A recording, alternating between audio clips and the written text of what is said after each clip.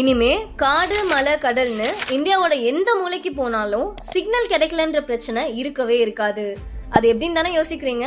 நம்ம ISRO தயாரிச்ச CMS-3 satellite தான் இதுக்கு காரணம். நம்ம இந்தியாவில் நார்மல் மொபைல் நெட்வொர்க்ஸ் இல்லைனா ஃபைபர் கேபிள்ஸ் ரீச் ஆகாத இடத்துலையும், அதாவது உட்கிராமத்துல இருந்து ரிமோட் ஐலாண்ட்ஸ் வரைக்கும் நாம எங்க இருந்தாலும் சரி எந்த ஒரு தடையும் இல்லாம கம்யூனிகேட் பண்றதுக்கு உருவாக்கப்பட்ட சேட்டலைட் தான் இந்த CMS-3 சேட்டலைட். இந்த சேட்டலைட் புயல், வெள்ளம் மாதிரியான இயற்கை பேரிடர்கள் காலத்திலையும் கவர்மெண்ட் கோஆர்டினேட் பண்ணி ரெஸ்கியூ பண்றதுக்கு எமர்ஜென்சி கம்யூனிகேஷன் லிங்க்ஸை மெயின்டைன் பண்ண உதவுது.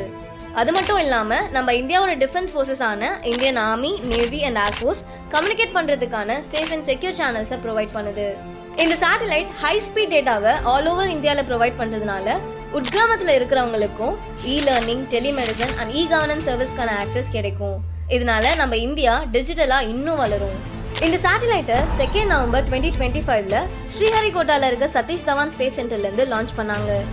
இது வரைக்கும் இந்தியாவிலே தயாரிக்கப்பட்ட ரொம்ப ஹெவியஸ்ட் கம்யூனிகேஷன் சேட்டலைட் தான் இந்த CMS-3 சேட்டலைட்.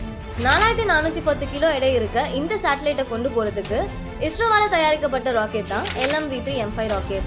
இஸ்ரோ இந்த ராக்கெட்டை தயாரிக்கிறதுக்கு முன்னாடி வரைக்கும் அதிக எடை சேட்டலைட்ஸை கொண்டு போறதுக்கு மற்ற கண்ட்ரிஸோட ராக்கெட்ஸை தான் நம்ம டிபெண்ட் பண்ணியிருந்தோம். ஆனா இப்போ முழுக்க இந்தியாவிலே தயாரிக்கப்பட்ட இந்த LMV-3 M5 ராக்கெட்னால நம்ம மற்ற கண்ட்ரிஸை டிபெண்ட் பண்ண தேவையில்லை. பாகுபலி படத்துல பிரபாஸ் எப்படி அவ்வளவு பெரிய சிவலிங்கத்தை தூக்கிட்டு போனாரோ அதே மாதிரி நம்ம இந்தியாவோட ஹெவியஸ்ட் கம்யூனிகேஷன் சேட்டலைட்டை இந்த LMV-3 M5 ராக்கெட் தூக்கிட்டு போறதுனால தான் இதை இந்தியாவோட பாகுபலின்னு சொல்றாங்க.